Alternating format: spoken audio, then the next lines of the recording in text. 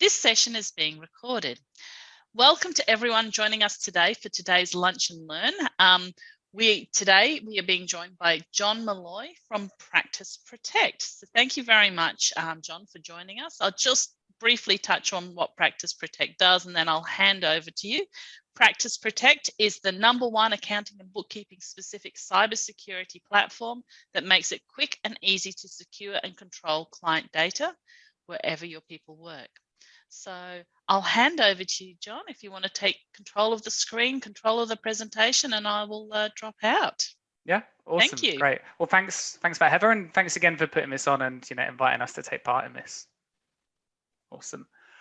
Cool. Well, I'll share my screen, and I don't actually have the slides showing. You can see my background there. There we go. It's my first webinar. No, I'm just joking. First one today.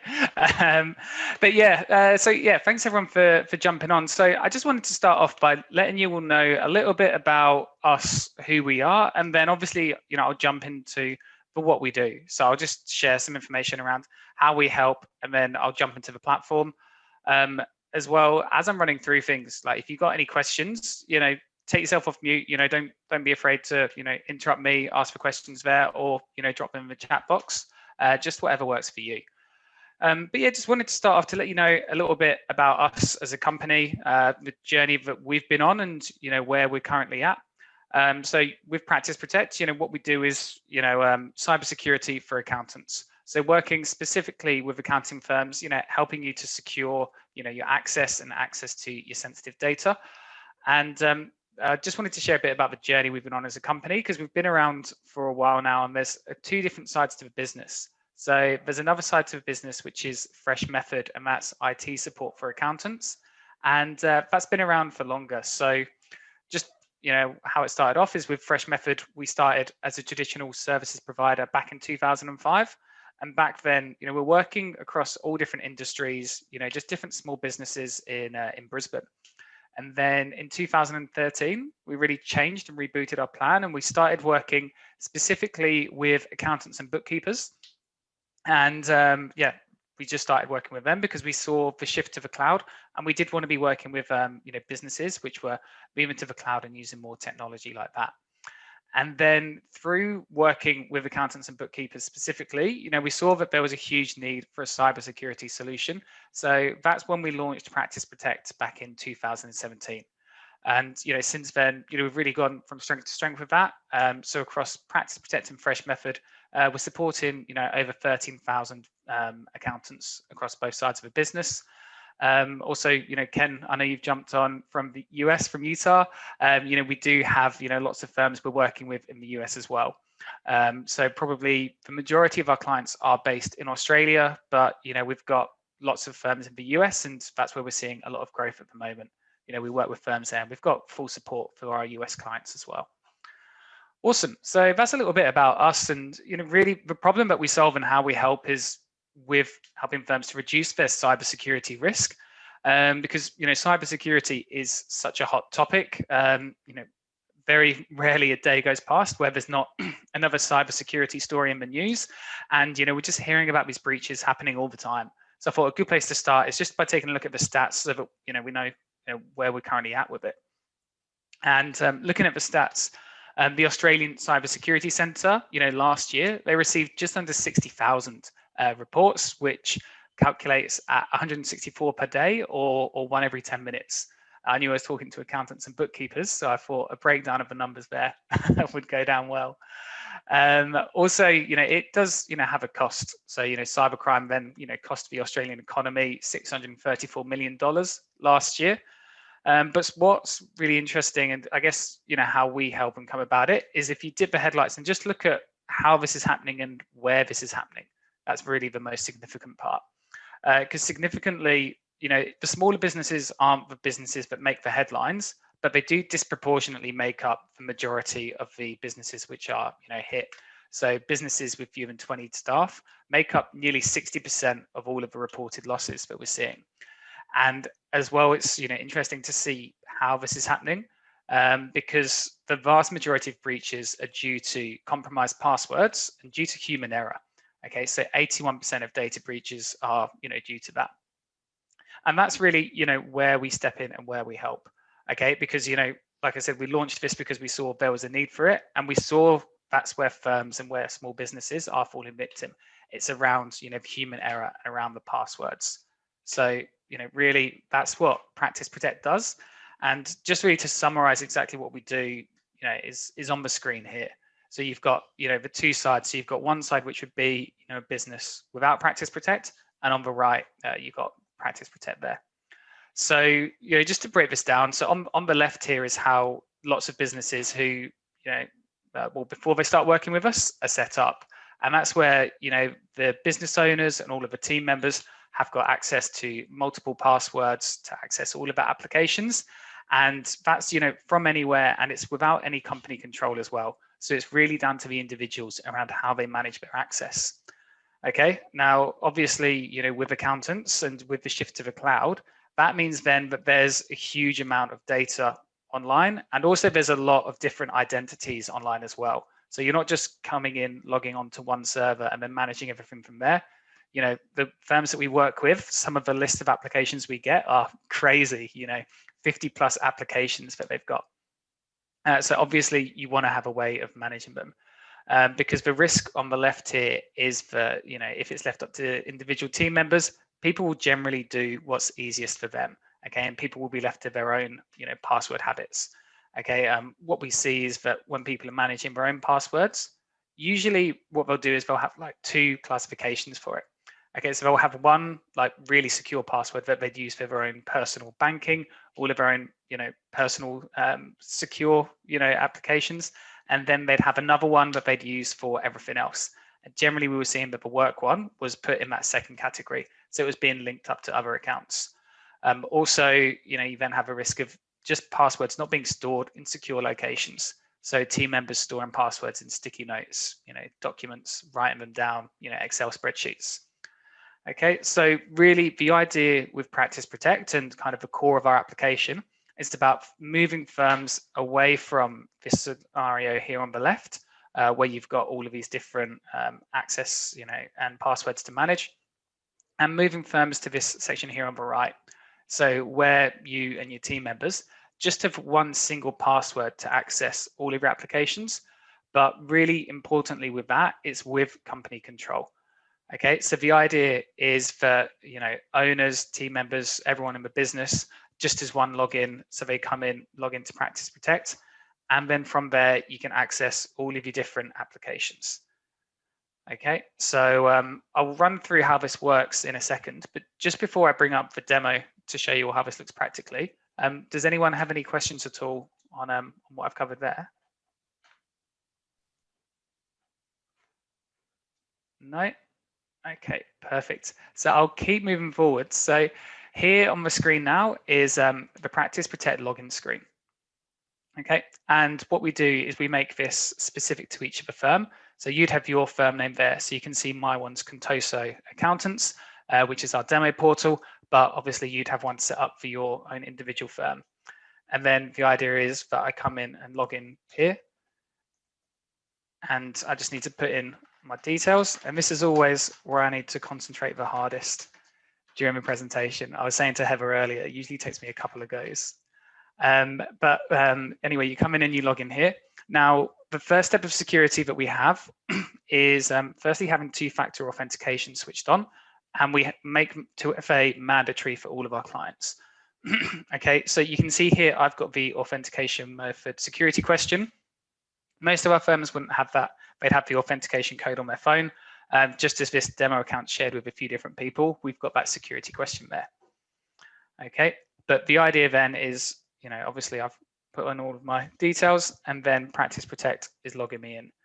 And now from here, I've then got all of my applications, all of my sensitive applications stored in here.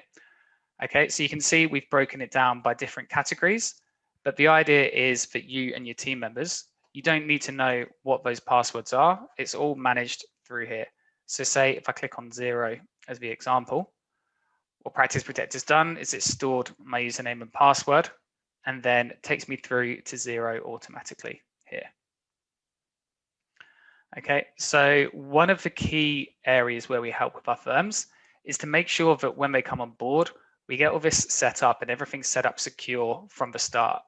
Okay, so whenever we onboard firms, we put them through our full onboarding process where we do password resets. So what we'd actually do is we'd reset any of the older passwords to be long, randomly generated secure ones, and then we store them in our platform here. So then that then forces the team to go through here, and then as well, you know that your team, don't have, their dog's name as their password or West Ham, their favorite football team.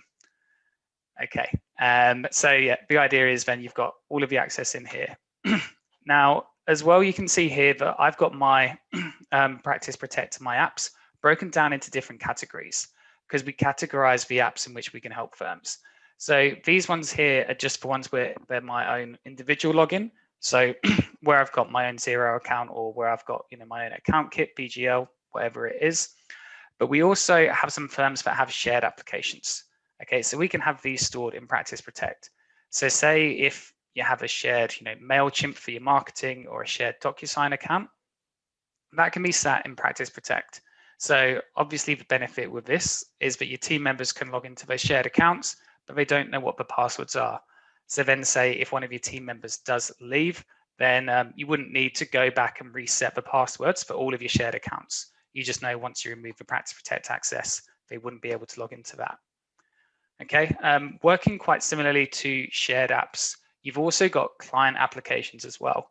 And I know, Ken, but this is actually quite a bigger situation over in the States. A lot of the US firms that we're working with have more access to client applications and client banking. So with the firms that we work with there, they'd have all of that access stored in Practice Protect. So that say if you do have team members that are only working on certain clients, you can give and take away that access. What about those programs now that are asking you to change their password every month? Is that also something that happens behind the scenes now, or what is that? Mm-hmm. How does that work? Yeah, really good question. So with that, there are some, and I'll talk about them in a second, where we actually integrate directly with them. So the ones which we do fully integrate with, that you wouldn't have to worry about that. For some where you may have to change them every 30, 90 days, that's what we set up during the onboarding. So we set up any password reset emails to go to the firm owner or to the admin, so that when that happens, you can reset them and store them in Practice Protect. So yeah, that's how that would be set up. What lots of our firms would do though is once you've set the secure ones on some of those applications, you can decrease the frequency that you need to reset them. So instead of being 30 days, decrease that. Obviously, we customize that and it depends on the applications. Yeah, cool, awesome. Thanks for that question, Ken. Yeah, great. So those are the client applications that you can have installed. And then the last one, and this is a really important one that we work in with, it's your email applications. Okay, and we integrate with emails in a slightly different way. And one of the reasons why we do that is because we're seeing that emails are the most breached application. There's a few different reasons around that. I mean, firstly, everybody has an email account. So from a hacker's perspective, it makes sense to be hacking Google. It makes sense, to be targeting G Suite. It makes sense to be targeting 365 because every business has one. Okay, and also with 365 and Google, they don't have a lot of security switched on the front end by default. Okay, so what we're seeing a lot of is emails just like this one on the screen here. Okay, and I'm sure everyone on here would have received a couple of emails like this, where firstly the hacker's trying to get your Office 365 details. So you'd receive an email like this saying there's an issue with your account, click here to verify it, and then it prompts you to put in your username and password. Then typically what would happen is that then the hacker would gain access, log into your account from overseas, and then what you'd then see as the end product of that is an email like this containing ransomware. This CVP Accountants isn't the name of an accounting firm. We've changed all of that. But apart from just the names here, this is an exact scam that we saw an accounting firm fall victim to. Okay, so I'm sure people on here have seen examples like this. You'd see the ransomware email go out, and then typically an hour or a couple of hours later, there would be an email saying, "Sorry guys, we've had a breach. We're working through investigating this." Okay, so we actually put in some extra security to help protect against this. And what we do with that is we actually directly integrate in with Office 365 or Google using technology called either Federation or SAML. Okay, so what that means is that we integrate the identities so that when you log into 365, you actually log in using your Practice Protect username and password. Okay, the reason why then that's significant is it then means that all of your logins, your Office 365 login is locked down behind Practice Protect security. Okay, so how that looks is, say if I'm here and I go to the Office 365 login screen, once I go and try to log in, it's actually going to redirect me to Practice Protect. And then it's going to prompt me to put in my Practice Protect details. And then you can see there, that's locked down behind my Practice Protect multi-factor. So I'll just do that. And then once I approve that on my phone, then it would then take me and log me in. And we've actually got two multi-factor, double multi-factor set up because we're very security conscious. Okay, but you can see then it's then redirecting me back to 365. Okay, so the reason why we put this in place is because there's not any security restrictions set up on these platforms by default. And, you know, we're seeing 9 out of 10 of the last hacks we've seen recently have been around 365. They've been around Google, been around emails. Okay, once we do the integration, it doesn't actually affect your workflow. You know, Office 365 and Google work in the same ways. It just changes how you log into it on the front end. Also, a question which we commonly get about that is, can you still use the desktop apps and the mobile apps? And yes, you can.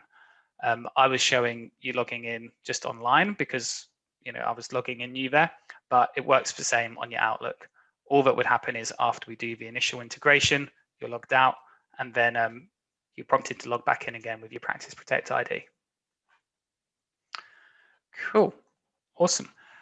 So from a user portal perspective, this is what, you know, if you're using a platform, you'd be working from 90% of the time. You know, you'd have all of your access in from here. I'll also just show you a couple of the other features as well.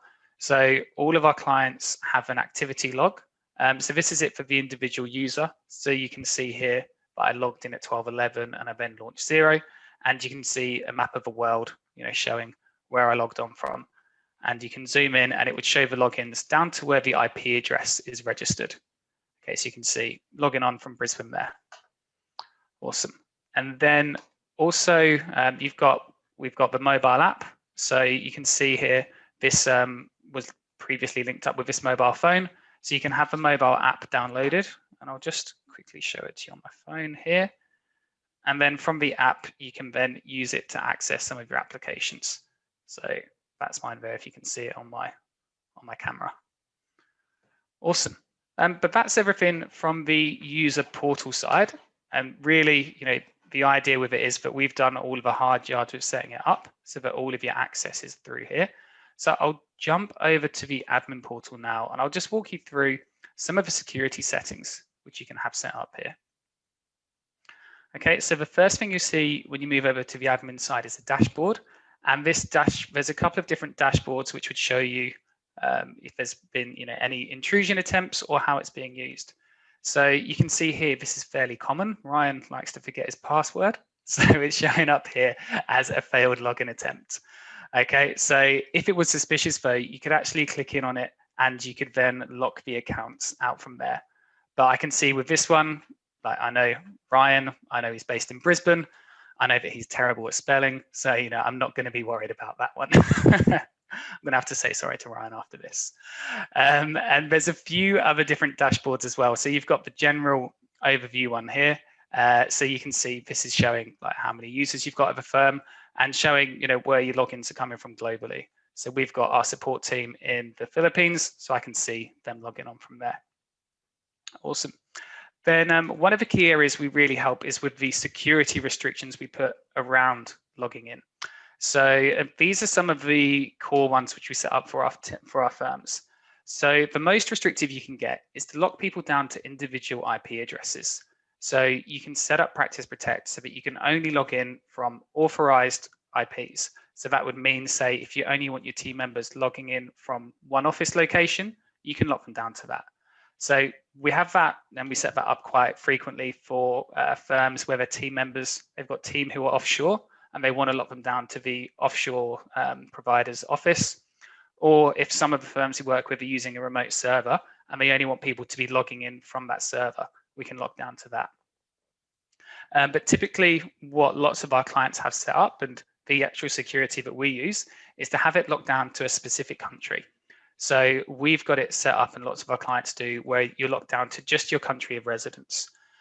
The reason why we set it up like that is it does allow for a bit more flexibility. So you can work remotely, which, as you can see, I'm from my spare room now. And, I can see, lots of people working remotely as well. So, having it switched to the country would allow for that remote working, but also it does provide additional security, because we see that the majority of hacks aren't originating from Australia or the US or Canada. Most of them are coming, from overseas. So that does provide extra security there. Also, and this does depend on the firm and your working habits, but we can set up overnight lockouts. Okay, so the majority of hacks don't happen during core business hours. They'd happen overnight. So we can set up a policy to say that team members can't log in between 11 p.m. and 5 a.m. Now, this one always gets a bit of a mixed reaction, because it does depend upon how you work. For me, I'm a morning person, so that's fine. Some people who work late, we don't switch on that security policy. The idea with these policies are, they can really be as restrictive or more flexible if you want them to be. Awesome. And I'll jump across here. So I'll show you the user part, because you can see here, this is the user list. So this is showing all of the team at my firm that are set up with Practice Protect. Okay, so if I click on Logan, this is the account which I'm logged into. And you can see some information from here. So under assigned applications, this is showing all of the apps which have been assigned to this team member. And you've also got individual activity reports for each of the team members.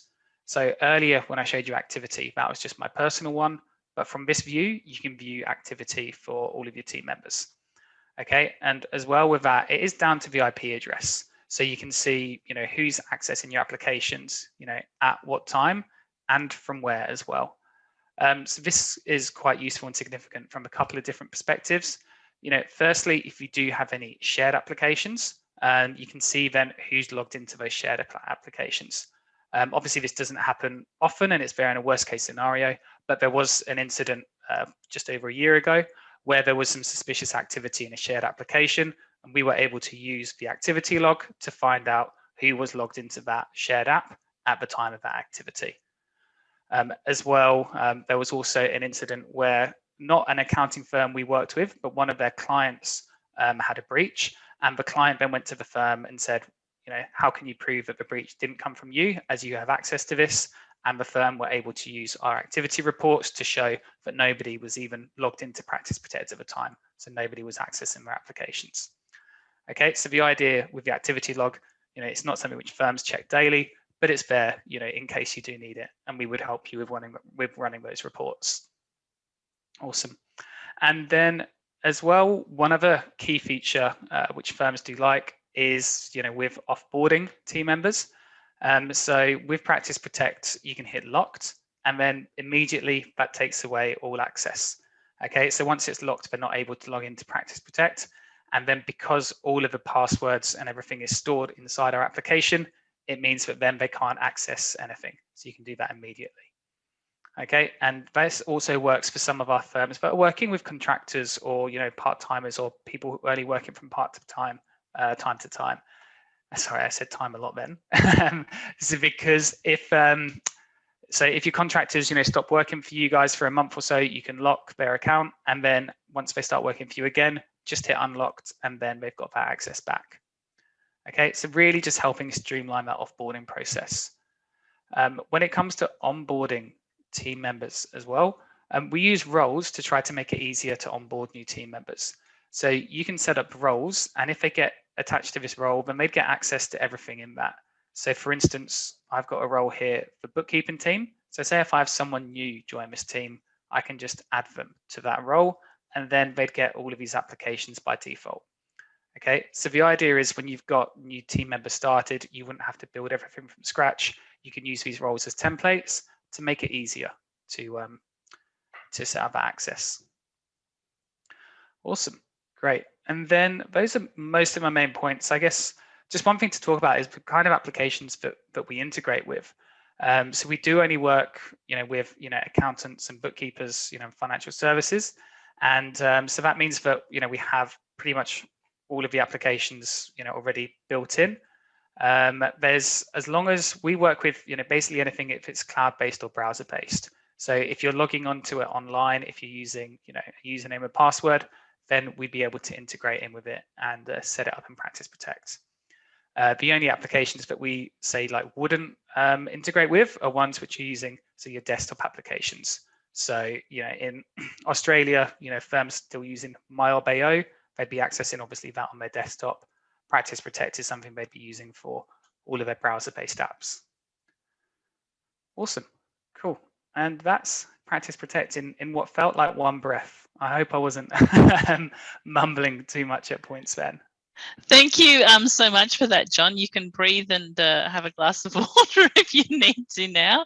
But that was, we really appreciated that demonstration. And I do have a couple of questions that have come through for you. One of them was actually asked and answered in the chat, but I will ask it out loud so people who are watching online can see it. Could Practice Protect be used by organisations that are not accounting and bookkeeping related? Yeah, great question. And the short answer, I think someone's answered that is yes, definitely. Yeah, they have answered it. Yeah. I just wanted to give you the opportunity. Yeah, because with the applications, it doesn't just work with accounting apps. Essentially anything browser-based, anything that's online can be used and secured through this. We do have a partner program where some of the firms we're working with have referred some of their clients onto us, which is meaning that we're working with different industries. So the go-to example I always talk about is we've got a electronic skateboarding company that we work with. So they obviously don't have the standard accounting apps, but they've still got sensitive data. They've got client list. They've got a CRM which they want to secure. So we work in with those guys. You do think of electronic skateboarders as being so risk averse, don't you? Yeah. They wear the helmets. They have the right protection.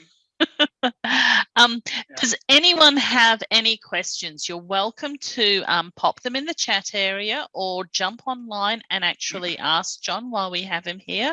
And I will ask while we're waiting if someone's going to pop on and ask a question.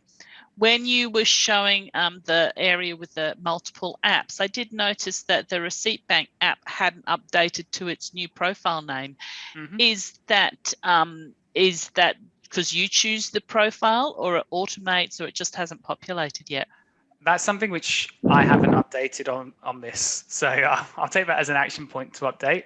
But yeah, my that's apologies. A good question. No, but because so we can either do that, like the firms can update it themselves, or if there's like a system-wide change or update, then we can do that update on the back end and apply that to all of our clients.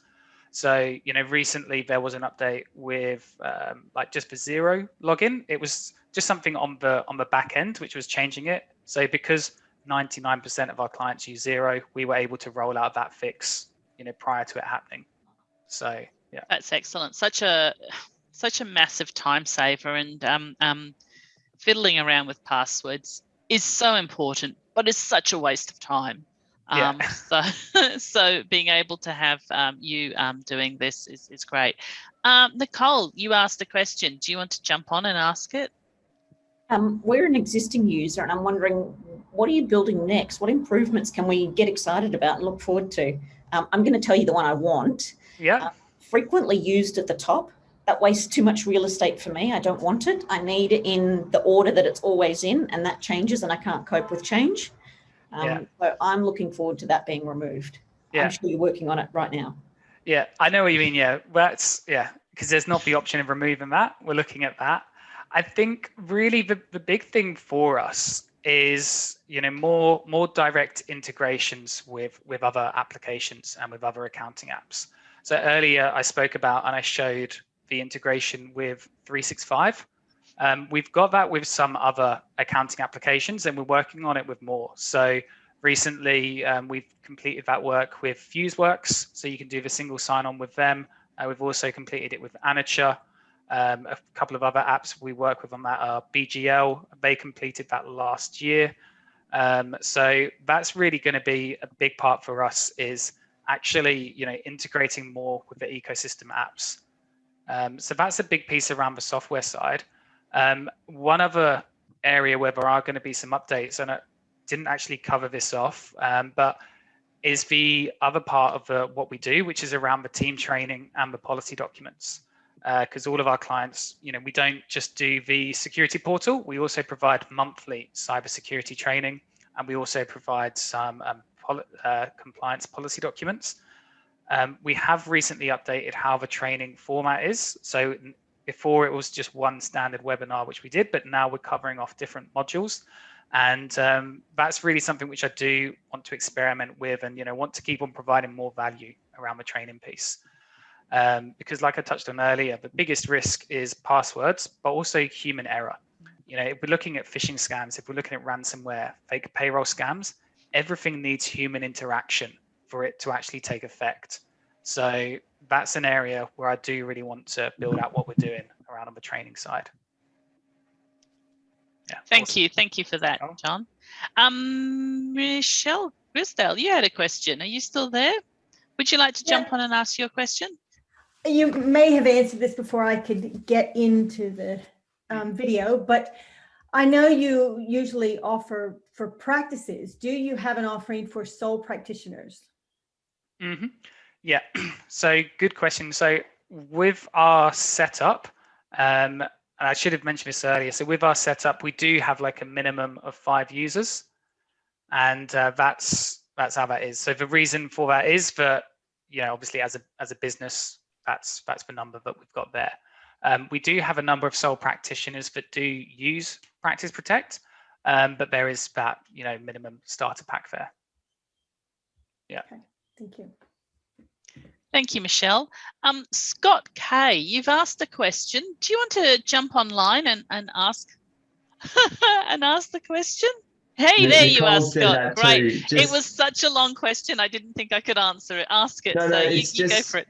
It's just the find and catch has the ability to put it into your user portal, but I don't think it has the ability to put it into the admin portal and then deploy that to team members. Mm-hmm. Yeah. So that'd be an awesome fit. Like I'm currently using both Practice Protect and LastPass because I have so many products and things that I try that and personal personal apps and things that the LastPass find and catch just goes easily into the thing, and then I put it into shared stuff for teams.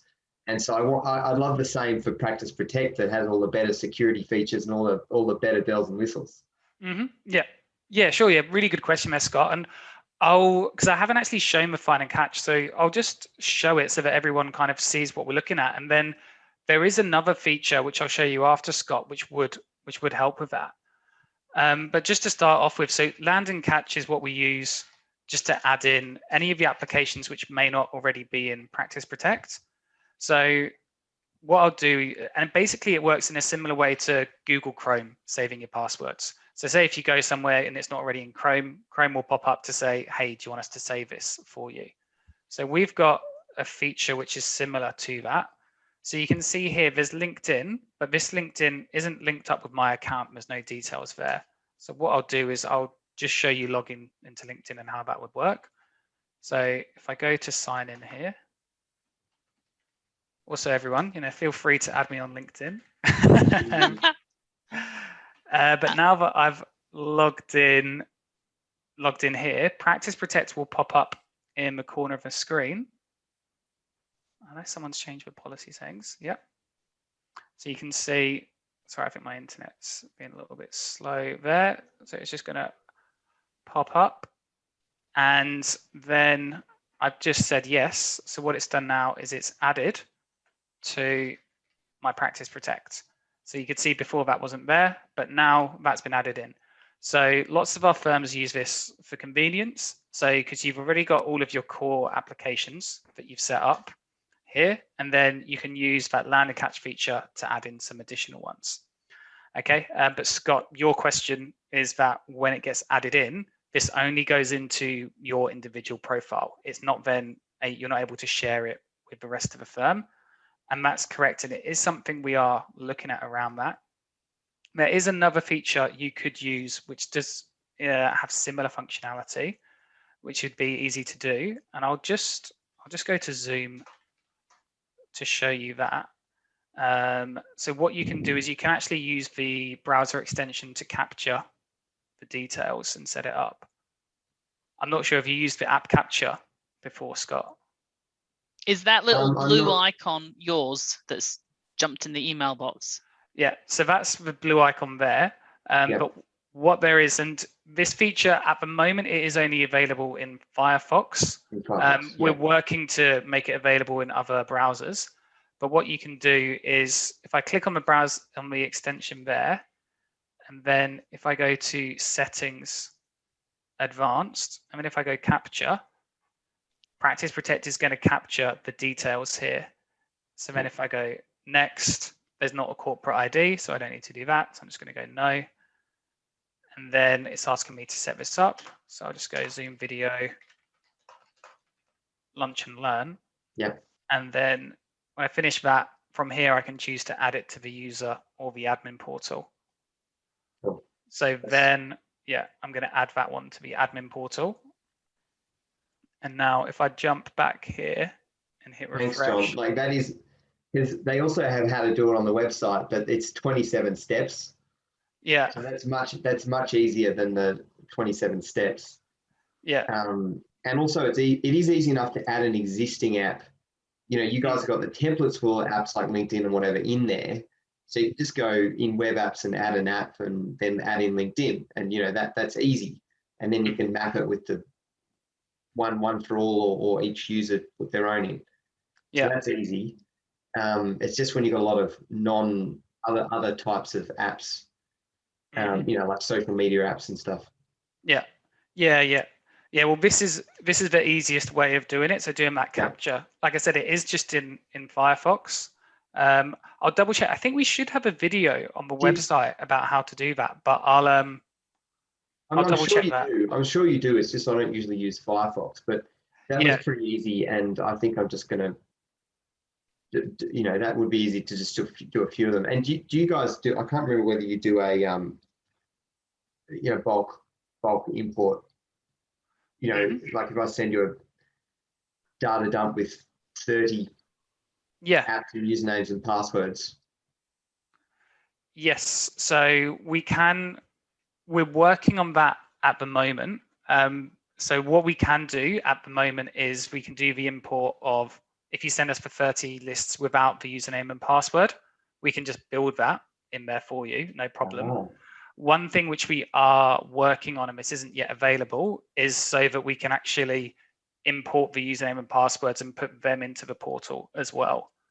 That's kind of on the roadmap, so that we can make some of the onboardings a little bit easier.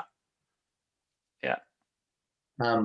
That's great, because even having the apps in there, it's quite easy to go into an individual. Like it's only a couple of minute task to put in the username and password in the app. It's only a few clicks each time.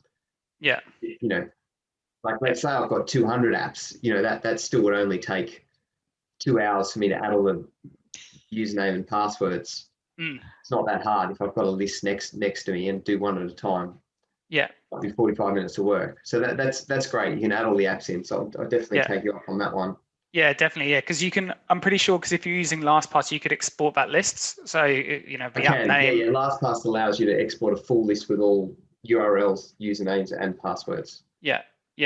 So like I said, at the moment, we don't have it so we can take the username and password. We're working on that. But if you could just send us the URLs, then we can get that set up, and then you can have that's also a lot safer. I talked to the team a couple of years ago about sending that, and I'm like, how am I going to send you? You know, like I can't trust you with all of my usernames and passwords, even though I trust you as a firm. Yeah. Because the one person could take them. You know, I was just like, this doesn't work. Yeah, adding the URLs, that's great. Yeah, well, that's why we're in there. They'll probably be in there for your collective audience once that happens, I imagine. So they wouldn't be in, say, like this catalog here, but we've got our own tool, and then they'd sure. like our support tool, and then it would be in there. Yeah. Yep. Yeah, cool. Awesome. Cheers, Scott. Yeah, Thanks for just answering that. reach out to me, send me an email after this, and we can get all of that sorted. Yeah. Yep. And Nicole, I can send you that that as well. Thank you so much for your question there, Scott. That was a really interesting and intriguing question. I was waiting for John to say we've got carrier pigeons that will be sent out to you to collect all those passwords. Yeah, we're developing a Morse code. But also if you give someone your password that's not your generic West Ham football team that you use for everything, if you do give, like I do give team members passwords when I need to, and I don't worry about it because it's a non-generic password and they only have access to that one software. And I will have the backup to my email if they get it back, so I can rechange it if I'm worried about anything. So when you've got a non-specific email password that's not used elsewhere, it's not very valuable because everything is tied to your email. You really just want your email to not be able to be hacked. Yeah. Well, emails are, emails of a master account, it's linked to everything. So that's why, we're putting such a big focus around email security. And yeah, you're right. Like if it is just one individual password and you're obviously updating it regularly, it's secure, then, there is some mitigation there. Yeah. Thank you very much, Scott. Karen, you've popped on. Did you have a question to ask there? No, maybe not. Not sure there. I did. Joy has a question. Go for it, Joy. Okay. I use Practice Protect as well. One of the firms I do work with, and I was just wondering, are you going to ever have chat support? It is something we've been talking about. Yeah, we don't have a date for when that's going to be available. There's a few other processes we're working on, but it is something we've discussed, but we don't have a date. Okay, well that'd be great. I like chat support. Yeah. Me too. I'm team chat support. Thank you for your question. 9 times out of 10, when something comes in, it's something you've kind of been asked to do in a hurry, and suddenly it won't work, or you can't add that web app on, and you've hit a snag, and you just want to pick someone's brain really quickly, and having to then email and describe it all in the email just makes it very hard. So that'd be great. Yeah. Thanks.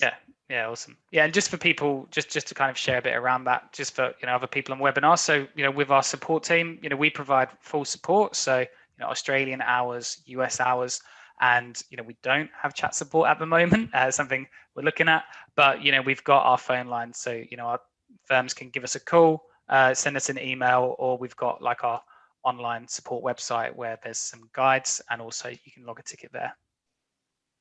Yeah. Thank you. You're really responsive because you send something through and then you get an instant thing, you're getting it, and then you get 7 minutes later with the status of it. And then you get a team member come back to you within that service period. So, it's it is something 24 hours typically. Yeah, it is something that we really drive and we really push, because we know that with lots of, it's like with any support ticket, some of them, they may not be like the most business critical thing, but it's just annoying. So that's why, even if they're small tickets, just adding in applications, we'll always try to fix it as quickly as possible. So with our support team, one of the key metrics that we drive is called fix on first call.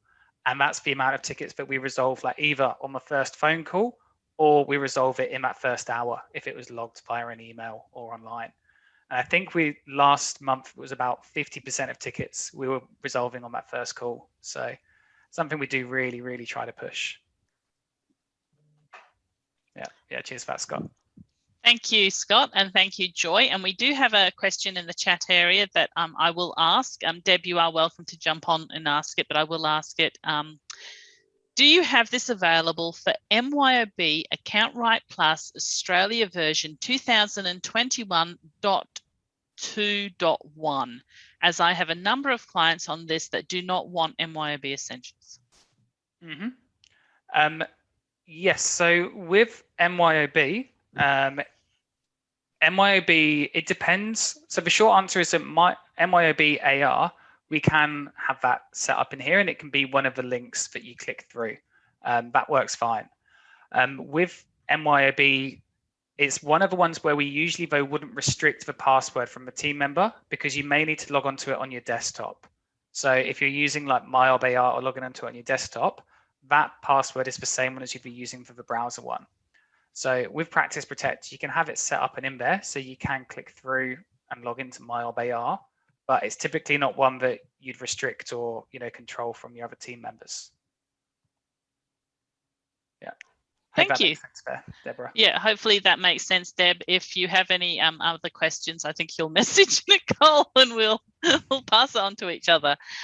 If anyone else has any questions for John while we have him here, please drop them into the chat area or come online and ask John. We really appreciate him asking them. And if we're waiting for some more questions, if them to come through potentially, John, would you like to share with people who have joined us how they can get in contact with you? Yeah, of course. So just easiest way to get in contact with me, hang on, my slides are all out of order, is just to reach out to me on email. So I'll drop it in the chat as well. But if you give me an email, so john.malloy@practiceprotect.com, and yeah, any questions you've got, just let us know there and I'll help where I can. Also, if you would like to learn a bit more about Practice Protect, if you just head to our website, there's a few different sections there where you can book in a call with us. Absolutely, and I'll drop those in the chat area as well. I should have them quite handy here. I'll drop those in. So John, one question. I know that you guys have the passwords, but I can't remember how. I know you can turn it on so that I can see what the password is, but typically that's not turned on. Is that correct? Means that you can see it, but I think that's a global setting. Mm-hmm. Yeah. So it's a good question. So typically, when the passwords are stored in Practice Protect, they're typically not visible. So we've got no visibility over them. They're encrypted, stored in our platform. Like say, for instance, I'm not sure if there's one set up here for this 01, but say if this account here, like that's encrypted, so we're not able to view that, you're not able to view that. So that's really important, because obviously sensitive access to this is not been shared with the team members. Now we can set it up so that you can view your personal passwords. So these are passwords that you add in on the user side. So for instance, I'm not sure if that's set up for this profile, but so you can see here, this is my LinkedIn. So this is the one which I added earlier. Yeah. I won't click on the view because then you guys would all see my password. But if I did click that, then you'd be able to view the password, because that's one which I've added in myself. Okay. But whereas if I'm looking at, say, the 01 I logged into earlier, you can see that option isn't there at all. I can't see any of those details. But can the admins see it on their end? They can't. No. That's right. Yeah, you can just never see those. You can just never see what that email is, that password is. Mm-hmm. And I agree, it doesn't matter, because you should just be able to change it to a new secure random password. But yeah, I've had sometimes I go into. That's my concern, that I get stuck out somewhere with my mobile, and then my 0 password that I don't know, and I can't get into it. Yeah, and we'll obviously there is we do have the mobile applications set up for that, but the idea is that the details are stored in here, and I think that kind of ties back to why is one of the key things we drive is that rapid response on the help desk, because there will be instances like that, and that's why we do drive that response in the first hour. Yeah.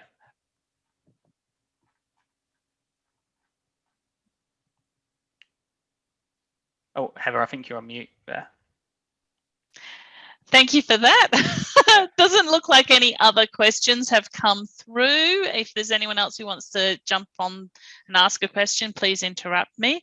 But I will wrap it up by saying thank you very much, John, for coming on, joining us, sharing a demonstration of Practice Protect. Is there anything final that you have to tell us that we should know? And you have told us how to get in contact with you, but if you want to throw that slide up again. Yeah, no, I think that's it. You know, any questions at all, just let me know. You know, send me an email there or head to the website. You know, booking a call with us. You know, happy to help where we can. Excellent. I know a lot of people actually who joined the call today actually seem to be using this solution. So, but for those who aren't, or those who want to use it even more, please contact John and the Practice Protect team. So thank you very much. Awesome. Yep.